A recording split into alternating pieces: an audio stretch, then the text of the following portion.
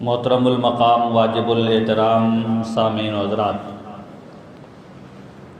خطبہ مسنونہ کے بعد قرآن مجید فرقان حمید کی ایک آیت کریمہ کے ایک جز کو تلاوت کرنے کا شرف حاصل کیا۔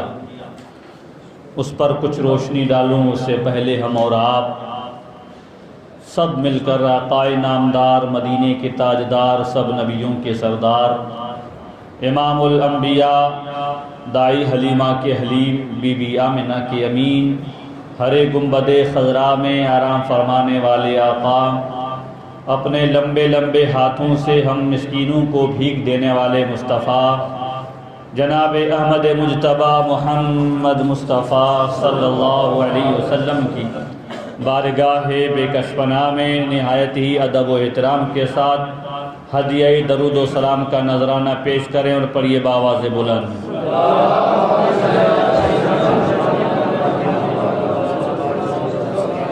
صلی اللہ علی النبی الامی وآلہ صلی اللہ علیہ وسلم، صلاۃ و سلام علیک یا رسول اللہ صلی اللہ تعالی علیہ وسلم۔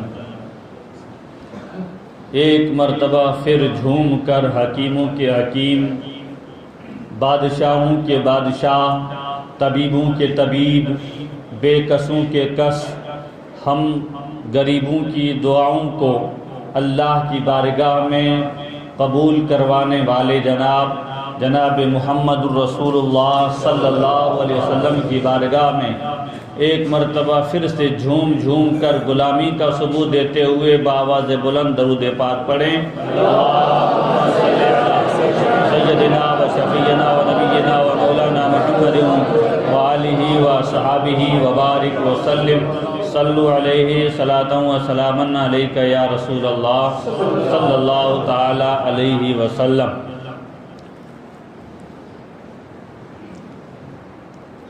عزیزان ملت اسلامیہ، قرآن مجید میں اللہ تبارک و تعالی نے ارشاد فرمایا، اقیموا الصلاۃ، نماز قائم کرو، نماز قائم کرو۔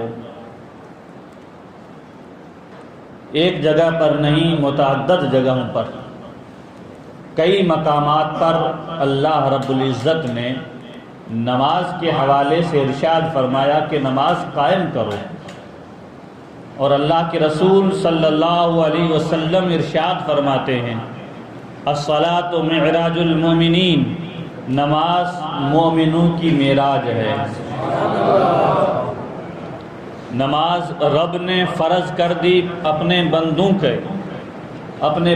پر، رب کی عبادت نماز کو فرض قرار دیا گیا، اور رسول اللہ صلی اللہ علیہ وسلم نے اس نماز کو بندوں کی، مومنوں کی معراج قرار دیا گیا۔ اور پھر اللہ کے رسول صلی اللہ علیہ وسلم ایک جگہ پر ارشاد فرماتے ہیں کہ نماز میری آنکھوں کی ٹھنڈک ہے، یعنی نماز ہم پڑھیں، رب کی عبادت ہم کریں، سجدہ رب کی بارگاہ میں ہم کریں، اللہ کی عبادت ہم کریں، نماز ہم پڑھیں، مصطفیٰ کی آنکھوں کو ٹھنڈک مل رہی ہے۔ نماز ہم ادا کریں، فرض خدا کا ادا ہو رہا ہے، آنکھوں کو ٹھنڈک مصطفیٰ کو مل رہی ہے۔ پتہ یہ چلا کہ رب تبارک و تعالی نے اپنے عبادت کے اندر جو مصطفیٰ کو ایسا مقام عطا فرمایا ہے کہ رب کی عبادت ہوتی رہے، مصطفیٰ کو خوشی ملتی رہے، مصطفیٰ کی آنکھوں کو ٹھنڈک ملتی رہے، تو غلام کو اور کیا چاہیے؟ غلام اور کیا چاہتا ہے؟ غلام تو یہی چاہتا ہے کہ میرا نبی ہم سے خوش ہو جائے، میرا نبی مجھ سے راضی ہو جائے، میرا خدا مجھ سے راضی ہو جائے۔ تو بندے کو چاہیے، غلام کو چاہیے کہ رب کو راضی کرنے کے لیے نماز پڑھتا رہے، مصطفیٰ کی آنکھوں کو ٹھنڈک پہنچانے کے لیے رب کی عبادت کرتا رہے۔ جب رب راضی ہو جائے گا، جب مصطفیٰ راضی ہو جائیں گے، تو پھر آنے والی مصیبتیں ساری کے ساری ٹل جائیں گی، ساری تکلیفیں دور ہو جائیں گی۔ مصطفیٰ راضی ہو جائیں، خدا راضی ہو جائے تو تکلیف آ ہی نہیں سکتی ہے، مصیبتیں آ ہی نہیں سکتی ہیں۔ اگر ہم اور آپ چاہتے ہیں کہ مصیبتیں ٹل جائیں، اگر ہم اور آپ چاہتے ہیں کہ آنے والی مصیبتیں کسی بھی اعتبار کی طرح مصیبتیں ہوں، اگر ہم اور آپ چاہتے ہیں کہ وہ مصیبتیں دور ہو جائیں تو ہم مسجدوں کے قریب ہو جائیں، رب کی عبادت کے قریب ہو جائیں، اپنے پیشانیوں کو سجدوں سے لبریز کریں، ہم اپنے پیشانیوں کو سجدوں کی طرف پیدا کریں، ہم رب کی بارگاہ میں سجدہ کریں، آنے والی مصیبتوں کو اللہ دور فرما دے گا۔ پھر آپ ایک طرف سے دیکھیں، اللہ نے اپنی عبادت کے لیے، رب کی عبادت میں کتنے بہترین عمل چھپے ہوئے ہیں۔ رب نے ہمیں جو عبادت کا سلیقہ اور رب نے جو ہمیں عبادت کا طریقہ بتایا، اس طریقے میں، اس عبادت میں نہ جانے کتنی حکمتیں چھپی ہوئی ہے، نہ جانے کتنے اس کے اندر حکمتیں چھپی ہوئی۔ اگر بندہ اس کے اوپر عمل کرے تو وہ حکمتیں ظاہر ہوتی ہوئی نظر آتی ہیں۔ اب آپ دیکھیں،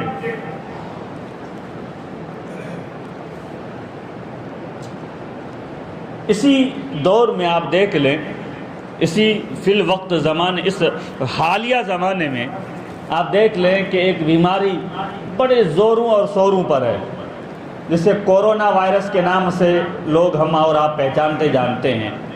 اتنا ڈر انسان کے ذہن میں، انسان کے دماغ میں بھر دیا گیا ہے اس کورونا وائرس کے تعلق سے کہ یہ اتنا خطرناک وائرس ہے، وائرس کورونا وائرس۔ یہ وائرس جو ہے نا، اگر موبائل میں گھس جائے تو موبائل بھی ہینگ ہونے لگ جاتا ہے، کمپیوٹر میں اگر یہ وائرس گھس جائے تو کمپیوٹر ہینگ ہونے لگ جاتا ہے، اور یہی وائرس اگر انسان کے جسم میں آ جائے تو انسان وائبریٹ ہو جاتا ہے، انسان کے ہاتھ پاؤں کانپنے لگ جاتے ہیں، انسان تھر تھرا جاتا ہے۔ یہ کورونا وائرس انسان کے جسم کے اندر، آپ دیکھیں سوشل میڈیا پر اور حکما اور ڈاکٹروں کے اس حوالے سے تو آپ کو پتہ چلے گا یہ خطرناک بیماری ہے، لیکن کوئی ایسی بیماری نہیں ہے جس کا کوئی علاج نہ ہو، کوئی ایسی بیماری نہیں ہے سوائے موت کی بیماری کے، کوئی ایسی بیماری رب نے پیدا نہیں فرمائی ہے کہ اس کا علاج بھی ساتھ میں جو ہے نہ بتایا گیا ہو۔ ہاں، موت ایک ایسی بیماری ہے جس موت کا کوئی علاج نہیں ہے۔ 1 سال بیمہ تو بڑھا دیا جاتا ہے، 1 سال آگے اس کے لیے جو ہے ویلیڈیٹی تو بڑھا دی جاتی ہے۔ آنے والا مہینہ شعبان کا ہے، قربان جاؤ، یہ مہینہ چل رہا ہے رجب کا، آنے والا شعبان کا ہے، اس کے بعد آنے والا رمضان کا مہینہ ہے۔ یہ 3 مہینے ایسے رب نے ہمیں عطا فرمائے ہیں۔ اگر آپ چاہتے ہو کہ بیماری سے ہم نجات پا جائیں تو اس مہینے کو اختیار کر لو۔ اگر آپ چاہتے ہو کہ ہماری لائف، ہماری زندگی کا 1 سال بڑھ جائے تو شعبان کے اندر ایک ایسی رات آتی ہے، اس رات میں ہم اور آپ اپنی 1 سال کی ویلیڈیٹی اور گارنٹی بڑھا سکتے ہیں۔ عزیزان ملت اسلامیہ، اسلام کو آپ دیکھیں، اسلام کے قوانین کو آپ دیکھیں، رب نے اپنے بندوں کے اوپر کتنا فضل فرمایا، کتنا کرم فرمایا کہ میرے بندے تو کبھی پریشان نہ ہو، تو تکلیف میں نہ ہو، میں تیرے لیے ہزاروں راستے کھول دیتا ہوں، ہزاروں راستے تیرے لیے ہیں۔ اے بندے، یہ چیز تیرے لیے، دنیا کے اندر جتنی چیزیں میں نے بنائی ہیں تیرے لیے ہے، یہ درخت تیرے لیے، یہ زمین تیرے لیے، یہ آسمان تیرے لیے، اس کے اندر جتنے چیزیں ہیں وہ تیرے لیے ہیں۔ اے بندہ، تو میرے لیے ہے۔ وما خلقت الجن والانس الا لیعبدون۔ اللہ فرماتا ہے کہ میں نے جنات کو اور انسانوں کو پیدا فرمایا ہے فقط میری عبادت کے لیے، کائنات تیرے لیے اور تو خدا کے لیے ہے۔ اتنی خطرناک یہ بیماری، چین سے چلے، چائنا سے چلے، اور ایک بات ذہن میں رکھیں، یہ بیماری جہاں سے چلی ہے اس کا ایک مقولہ مشہور ہے، چلے تو چاند تک نہیں تو شام تک۔ وہ شہر، وہ ملک ہی ایسا ہے جس کی خود کی کوئی گارنٹی نہیں، تو وہاں سے چلنے والی وبا کی بھی کوئی گارنٹی نہیں ہے۔ اور گارنٹی اس لیے نہیں ہے آنے سے پہلے قرآن نے، آنے سے پہلے احادیث نبوی نے ہمیں اس کا راستہ بتایا ہے۔ اگر آ رہی ہے تکلیف تو آپ بسم اللہ الرحمن الرحیم لی خمسۃ اطفی بہا حر الوباء الحاتمہ المصطفیٰ والمرتضی وابناہما والفاطمہ، بسم اللہ الرحمن الرحیم کے ساتھ لکھ کر آپ کے دروازے کے اوپر لگا دو، آنے والی مصیبت دور ہو جائے گی۔ اتنی خطرناک بیماری، اور صرف 2 لائن میں لکھی ہوئی اس دعا کو ہم اپنے گھر پہ لگا، گھر کے دروازے پر لگا دیں تو بیماری ختم ہو جائے۔ اسلام کی طاقت کو سمجھنے کی کوشش کرو، اسلام کے پاور کو سمجھنے کی کوشش کرو، دین کے پاور کو سمجھنے کی کوشش کرو۔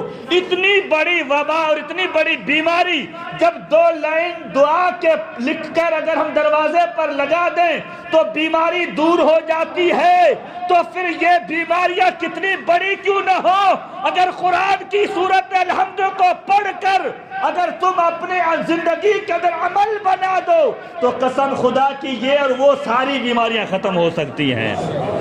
ساری بیماریاں، اشاروں سے بات کر رہا ہوں، سمجھنے کی کوشش کرو، اسلام کے پاور کو سمجھو، اسلام کی طاقت کو سمجھو۔ صرف الحمد شریف کی طاقت کا یہ عالم ہے کہ بڑے بڑے ظالم بھی اس الحمد کی برکت سے ختم ہو گئے، لیکن اعتماد ہونا چاہیے، بھروسہ ہونا چاہیے۔ اور ہمارا بھروسہ کیسا ہوتا ہے معلوم؟ ایک مولوی صاحب بیٹھے ہیں، ان کے پاس ایک آدمی آیا اور کہا کہ صاحب مجھے ایک ایسا کوئی وظیفہ سکھاؤ جس وظیفے کو میں اگر پڑھوں تو دریا میں کود جاؤں تو دریا راستہ دے دے، ظالموں کے بیچ میں جاؤں تو ظالم مجھے نہ دیکھ پائیں، ایسا وظیفہ دے دیں۔ ہم تو آپ کو فری میں بہت ساری چیزیں دیتے ہیں، لیکن ہم اور آپ لینے کی کوشش نہیں کرتے ہیں۔ صحیح بات ہے کہ نہیں؟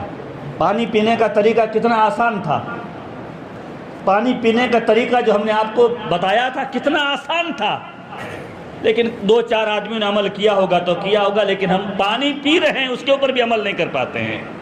کپڑے پہننے ہیں ہم اس کے اوپر بھی عمل نہیں کرتے ہیں۔ آسانی کے ساتھ جو چیزیں ہم ملتی ہیں ہم اس کو بھی استعمال کرنے کے لیے تیار نہیں ہیں۔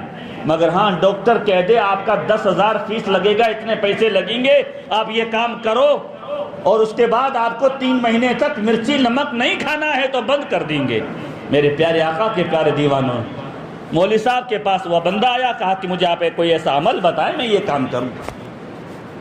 بار بار آتا رہا، مولوی صاحب کٹار گئے، بولے کہ یار تو یہ کام کر، الحمد شریف جو ہے نا یہ پڑھ کر تو دریا کے اندر جو ہے کود جایا کر، دریا تجھے راستہ دے دے گا۔ اعتماد اس نے ایسا پکا رکھا، یقین اس نے ایسا پکا رکھا، الحمد شریف پڑھتا، دریا میں کود جاتا، دریا اسے راستہ دے دیا کرتا تھا۔ کرتا رہا عمل، چونکہ اس کا گھر دریا کے اس کنارے پہ تھا، تو یہ عمل کرتا رہا، ہمیشہ آتا جاتا رہا۔ ایک دن اس کے ذہن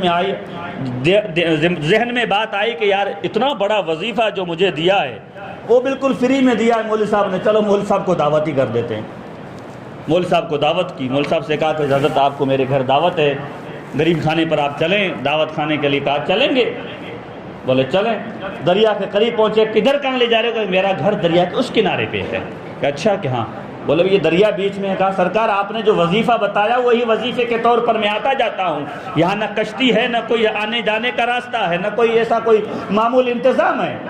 کہا کہ اس دریا کے اندر ہم کیسے کودیں گے؟ کہا نہیں سرکار آپ نے جو مجھے الحمد کا بتایا تھا وظیفہ، میں الحمد پڑھتا ہوں، دریا راستہ دے دیتا ہے، آپ چلیں اس کے اندر۔ اب مولوی صاحب گھبرانے لگے، مولوی صاحب خود کو اعتماد نہیں تھا، مولوی صاحب خود بس باتیں کرنے والے تھے، لوگوں کو سنانے والے تھے، خود عمل کرنے والے تو نہیں تھے، میرے جیسے عمل نہیں کر پاتے تھے۔ اس بندے نے تو الحمد پڑھا، اندر کود گیا، راستہ دے دیا، مولانا پیچھے رہ گیا، وہ بندہ گزر گیا۔ تو ہمارا اور آپ کا حال یہ ہے، ہم اس کے اوپر عمل نہیں کرتے، اعتماد قرآن پر ہمارا اعتماد نہیں، قرآن اللہ کے کلام پر ہمیں بھروسہ نہیں، ہم نے بھروسہ کیا دنیا کی باتوں پر۔ ایک کاش مسلمان اگر قرآن پر بھروسہ کر لے، قرآن پر یقین کر لے، قسم خدا کی آنے والی مصیبتیں ٹل جاتی ہیں۔ تو یہ اتنی بڑی بیماری خطرناک، 2 لائنوں میں اس کا علاج۔ لیکن آج سے 1450 سال پہلے اچھا ڈاکٹر آج یہ بھی کہتے ہیں نا، آپ سنتے ہیں سوشل میڈیا کا دور ہے، آپ حضرات بھی سنتے ہیں دیکھتے ہیں کہ ڈاکٹر کہتے ہیں کہ 5 مرتبہ آپ اپنے ہاتھوں کو 4-5 مرتبہ دن میں ہاتھوں کو دھویا کرو، چہرہ دھویا کرو، بار بار اپنے منہ کو سوکھا نہ رہنے دینا، اندر جو ہے سوکھا نہ رہے، خشک نہ رہے، بار بار اندر پانی کو استعمال کرواتے رہو۔ ڈاکٹر نے آج کہا، مگر میرے نبی نے آج سے 1450 سال پہلے فرما دیا کہ جب نماز کا وقت ہو ہاتھوں کو دھو لو۔ قرآن میں بھی ہے، ہاتھوں کو دھو ڈالو، چہرے کو دھو ڈالو، اپنے آستینوں کو دھو، اپنے پاؤں کو دھو، اور پھر نبی نے فرمایا کہ تم ہاتھوں کو دھو، کلی کرو 3 مرتبہ، ہر وضو میں 3 مرتبہ کلی کرو۔ اور ڈاکٹروں نے کہا کہ ہمارے ناک کے اندر بال ہوتے ہیں، وہاں پر رچ جمع ہو جاتی ہے، تو قرآن نے، حدیث نے یہ ہمیں بتایا کہ جب تم وضو کرو پانی ناک کے اندر ڈالو، جب تم غسل کرو پانی ناک کے اندر ڈالو، اور اپنے الٹے ہاتھ کی چٹوری سے ناک کو صاف کرو تاکہ اندر کی گندگی باہر نکل جائے۔ ڈاکٹر نے آج کہا تھا، آمینہ کے لال نے آج سے 1450 سال پہلے فرما دیا۔ منہ کو خشک نہ رہنے دو، کہا 3 مرتبہ کلی کر لیا کرو، ہر وضو میں 3 مرتبہ کلی کرو، بیماری ختم ہے۔ ارے ایک سائنس کا ڈاکٹر ایک مسلم کو دیکھا، ایک مسلمان کو دیکھا، صبح کو دیکھا اس نے وضو کیا، ظہر ہوئی اس نے وضو کیا، عصر ہوئی وضو کیا، مغرب ہوئی وضو کیا، عشاء ہوئی وضو کیا۔ ڈاکٹر سائنس بہترین انگریز ڈاکٹر تھا، اس نے کہا میاں ادھر آؤ، قریب آیا، کہا تم کون ہو اور یہ کیا کر رہے ہو؟ کہا کہ ہم مسلمان ہیں، ہم یہ وضو کر رہے تھے۔ کہا وضو کر کے کیا کرو گے؟ کہا ہم رب کی عبادت کریں گے، ہم رب کی نماز پڑھیں گے، رب کو سجدہ کریں گے۔ کہا کہ جو دین تمہیں اتنا بہترین سکھاتا ہو کہ تم دن میں 5 مرتبہ وضو کرتے ہو، اور اس کے اندر تم جب سر کا مسح کرتے ہو، جب تیسرا فرض ادا کرتے ہو، چوتھائی سر کا مسح کرتے ہو، اس کے بعد جب تم گردن کے اوپر ہاتھ پھیرتے ہو، ڈاکٹر نے کہا ہم نے اس کے اوپر ریسرچ کیا ہے، ہم نے تحقیق کی ہے، جو بندہ دن میں 3 سے 4 مرتبہ یا 4 سے 5 مرتبہ اپنے گردن کے اوپر گیلا ہاتھ پھیر دیتا ہے، تو اس گردن کے اندر ایک ایسی نوز ہے، وہ جب گیلی رہتی ہے تو اسے کئی بیماریوں سے نجات مل جاتی ہے۔ ڈاکٹر نے کہا جو اتنا دین بہترین ہو، جو وضو کا طریقہ سکھاتا ہو، جو بہترین انتظام سکھاتا ہو، وہ دین سچا ہے۔ مسلمانوں تم اس طریقے سے 5 مرتبہ وضو کیا کرو، بیماری کبھی نہیں آئے گی۔ یہ بریلی کے مولوی نے نہیں کہا تھا، یہ کچوچا کے محدث اعظم نے نہیں فرمایا تھا، بلکہ یہ اس نے کہا تھا جو دین کو مانتا ہی نہیں تھا، جو انگریز ڈاکٹر تھا، اس نے یہ کہا تھا۔ غیر بھی کہنے کے لیے مجبور ہو جائیں کہ 1400 سال پہلے آیا ہوا دین اسلام، جو آمنہ کے لال نے جو دین لایا ہے، وہی کامیابی اور کامرانی کا راستہ ہے۔ اتنا بہترین راستہ، مگر کیا کریں ہم، عمل کون کرے گا؟ عمل نہیں کر پاتے ہیں۔ آج سے ہم تہیہ کر لیں، نیت کر لیں کہ کچھ بھی ہو جائے ہم نماز ادا کریں گے، نماز پڑھیں گے۔ اب آپ نماز پڑھیں گے تو نماز پڑھنے کے لیے آپ کو وضو شرط ہے، وضو ضروری ہے، وضو فرض ہے۔ آپ وضو کریں گے تو قرآن نے تو یہ کہہ دیا کہ ہاتھ دھو اور چہرہ دھو، اللہ اکبر کبیرہ۔ تو پھر ہم صرف نبی اس قرآن کو لے کر کامیاب نہیں ہو سکتے، تو رسول کا سہارا لینا پڑے گا۔ تو رسول نے کہا کہ تم اپنے ناک کے اندر پانی ڈالو، کلی کرو، یہ ساری چیزیں کرو۔ جب ہم یہ کریں گے تو یہ کورونا کچھ بھی نہیں ہے، کروڑوں بیماریاں تو انشاءاللہ ختم ہو جائیں گی۔ نماز کی پابندی کرو، نماز ضروری سمجھ لو اپنے لیے، اور یہی ہماری اور آپ کی کامیابی اور کامرانی ہے۔ کامیابی اگر چاہتے ہو تو نماز کے قریب ہو جاؤ۔ بہت ساری چیزیں ایسی ہیں، انشاءاللہ آپ اگر اسلام کو سمجھنے کی کوشش کریں گے، دین کو ہم خود ہی نہیں سمجھتے ہیں۔ اگر ہم سے کوئی پوچھ لے کہ بھائی دین کے اندر یہ ساری چیزیں جو آپ بتا رہے ہیں، یہ بتائیں، اس کا راستہ بتائیں، ہم خود ہی نہیں جانتے تو لوگوں کو کیا بتائیں گے؟ وضو میں فرض کتنے ہم اگر نہیں جانیں گے تو لوگوں کو کیا بتائیں گے؟